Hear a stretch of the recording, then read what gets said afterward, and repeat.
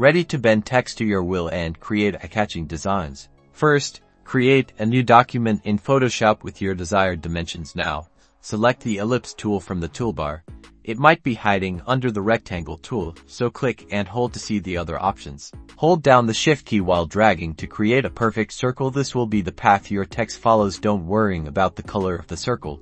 It won't be visible in the final result. Next, select the Type tool now. Hover your cursor near the edge of the circle you just created. Notice how the cursor changes to a type cursor with a curved line through it. This indicates you're about to type on the path.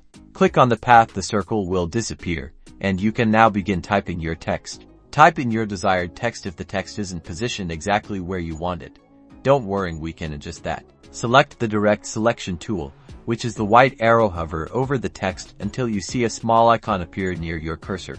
Click and drag to rotate the text around the circle. You can also adjust the starting and ending points of the text by dragging the small handles that appear on the path. Finally, customize the appearance of your text using the character panel. You can change the font, size, color, and spacing to achieve the perfect look. Experiment with different fonts and sizes to see what works best for your design, and that's it.